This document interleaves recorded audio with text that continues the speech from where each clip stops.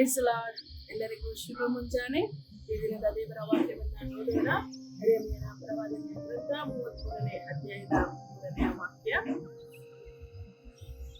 ನನ್ನನ್ನು ಕೇಳಿದ್ದು, ನಾನು ನಿನಗೆ ಸಂತರವನ್ನ ಬೇರ್ಪಾಲಿಸಿ ನಿನಗೆ ತಿಳಿಯದ ಮಹತ್ತಾದ ಗೂಢಾರ್ಥಗಳನ್ನು ಗೋಚರಪಡಿಸುತ್ತೇನೆ. ಈ ದಿನ ಯಾವ ರೀತಿ ನಾನು ಎದುರಿಸಬೇಕು, ಅವು ಸಮಸ್ಯೆಗಳಿವೆ, ಯಾವ ರೀತಿ ನಾನು ಎದುರಿಸಬೇಕು, ಹೇಗೆ ನಾನು ಈ ದಿನವನ್ನ ಕಳೀಬೇಕು ನನಗೆ ಗೊತ್ತಾಗುತ್ತಿಲ್ಲ ಅಂತ ಹೇಳಿ ಕಷ್ಟದಲ್ಲಿರುವಂತಹ ನನ್ನ ಪ್ರಿಯರೇ, ದೇವರು ಹೇಳ್ತಿರುವಂತಹ ಕಾರ್ಯವನ್ನು ಕೂಡ ನನ್ನನ್ನು ಕೇಳಿಕೊ.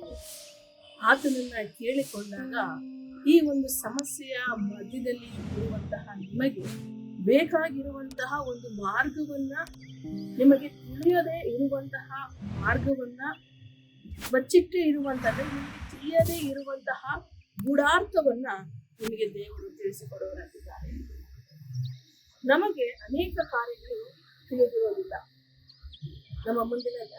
ನಮ್ಮ ಜೀವಿತದ ಮುಂದಿನ ಕ್ಷಣ ಏನು ಎಂಬುದಾಗಿ ಗೊತ್ತಿಲ್ಲ. ಮುಂದಿನ ದಿನ ಏನು ಅಂತೇಳಿ ನಮಗೆ ಗೊತ್ತಿಲ್ಲ. ಮುಂದಿನ ತಿಂಗಳು ಏನಾಗ್ತದೆ ನಮಗೆ ಗೊತ್ತಿಲ್ಲ. ಆದ್ರೆ ದೇವರು ಈಗಾಗಲೇ ಅಲ್ಲಿ ಇರೋದ್ರಿಂದ ಆತನಿಗೆ ಎಲ್ಲವೂ ಕೂಡ ಗೊತ್ತು. ಈ ದಿನದಲ್ಲಿ ನೀವು ಯಾವ ಯಾವ ಸಂಕಟಗಳಿಂದ ಹಾದು ಹೋಗ್ತಿದ್ದೀರೋ ಆ ಒಂದು ಸಂಕಟದಿಂದ ಪಾರಾಗುವಂತಹ ಒಂದು ಬಗೆಯನ್ನ, ಪಾರಾಗುವಂತಹ ಮಾರ್ಗಗಳನ್ನ ಆತನು ನಿಮಗೆ ತಿಳಿಸಿಕೊಡುತ್ತಾನೆ. ಯಾವಾಗ ಅನ್ನೋದಾದ್ರೆ ನೀವು ಕೇಳಿಕೊಂಡಾಗ. ಹಾಗಾದ್ರೆ ಈ ದಿನ ನಾವು ಕೇಳಿಕೊಳ್ಳೋಣ. ಪ್ರಾರ್ಥನೆ ಮೂಲಕವಾಗಿ ನಾನು ಮತ್ತು ನೀವು ಎಲ್ಲಾ ಕಾರ್ಯಗಳಿಗಾಗಿ ಪ್ರಾರ್ಥನೆ ಮಾಡೋಣ. ಸ್ತೋತ್ರ ಕರ್ತನೆ, ಅಪ್ಪ, ನಿಮ್ಮ ವಾಕ್ಯದಲ್ಲಿ ಹೇಳಿರುವ ಹಾಗೆ ನನ್ನನ್ನು ಕೇಳಿಕೊ, ನಿನಗೆ ತಿಳಿಯದ ಮಹತ್ತಾದ ಪದಾರ್ಥಗಳನ್ನ ತಿಳಿಯಪಡಿಸುವೆನು ಎಂಬುದಾಗಿ ಹೇಳಿದಂತಹ ದೇವರೇ, ಈ ದಿನದಲ್ಲಿ ನನ್ನ ಸಹೋದರ ಸಹೋದರಿಯರೊಟ್ಟಿಗೆ ಸೇರಿ ಪ್ರಾರ್ಥನೆ ಮಾಡ್ತಿದ್ದೇನೆ.